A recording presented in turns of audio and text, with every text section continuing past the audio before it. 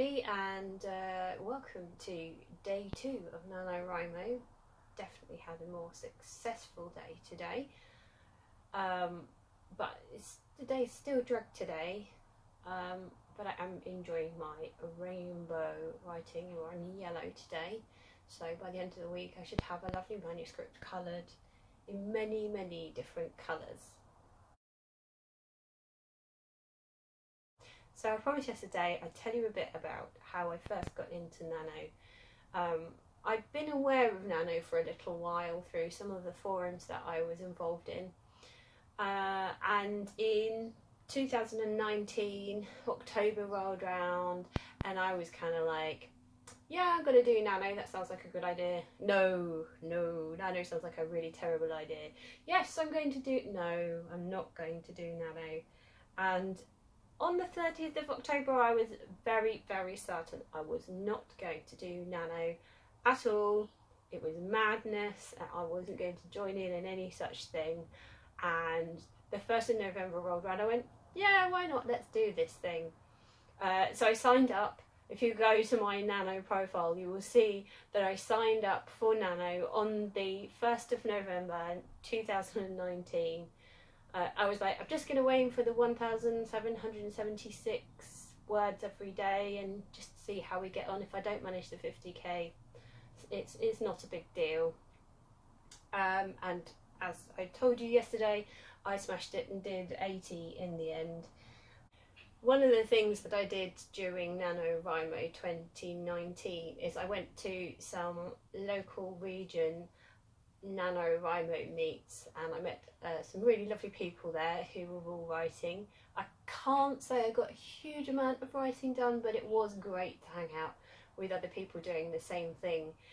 It was there that one of the MLs of the local group told me that I was a rebel because I hadn't started a brand new project, but that I was doing an existing project that I already had, and I laughed because I'm pretty rebellious at the best of times. The way I got my words down over NaNoWriMo 2019 was a lot of writing retreats, well, not a lot, a couple of writing retreats with Writers HQ. They're currently doing online writing retreats for free. I will put the link in the description below. You can go along. I mean, I guess you could do it in the middle of the night if you're in the US, but if you're in Europe, it's definitely doable. They do half-day retreats during the week and full-day retreats during the weekends, and they're great. I love them. I've signed myself up to quite a few this year.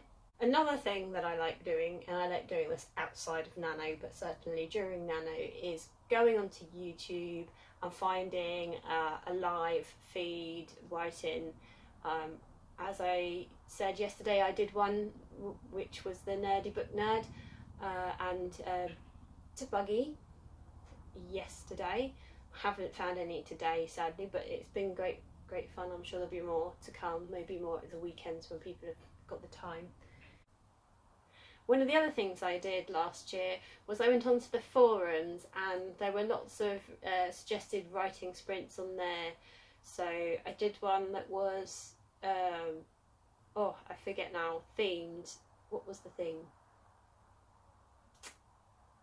Firefly themed. So depending on what character you chose or what scenario you chose, you did a different challenge each time.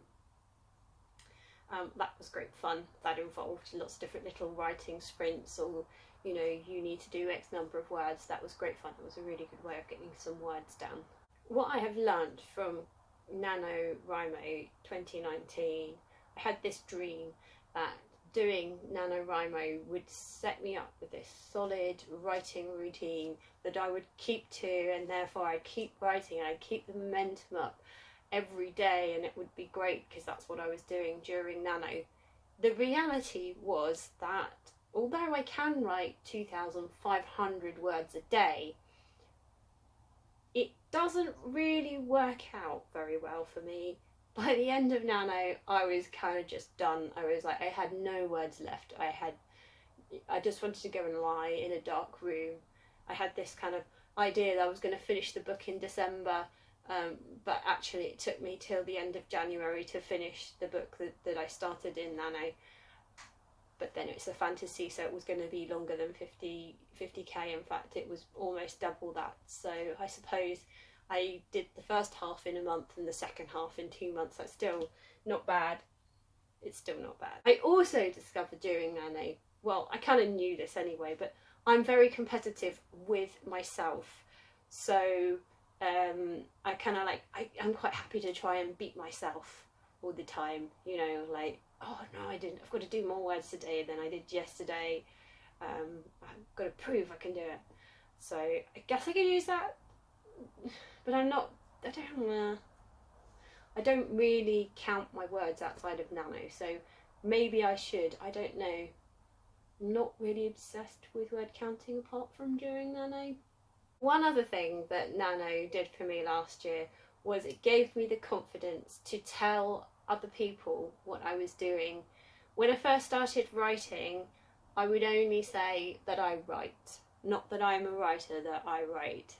But now I'm happy to say I'm a writer. I don't think I'll be happy to say I'm an author until I'm published, but I am a writer, I write.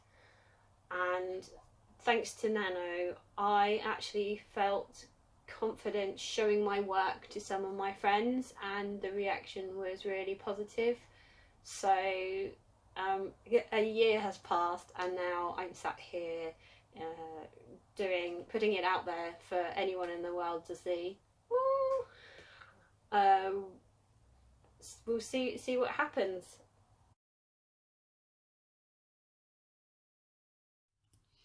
So I'm trying to get into the habit of having a smoothie every morning, or as it's lovingly known in our house as grey sludge.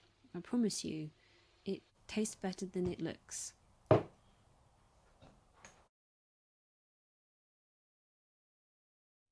Today I added 2,446 words to my work in progress. That's 3,694 words so far, which puts me back on target for this Nano. I started chapter 7, I moved a plot point forward, and I really wanted to share some of what I'd written with you guys today, but when I was looking through it, there's just too many things that would spoil it, what with it being book 3 and everything.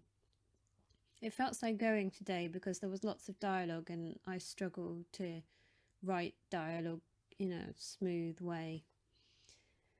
My project now totals more than 43k. Tomorrow I'm going to talk about Preptober and what I got up to then.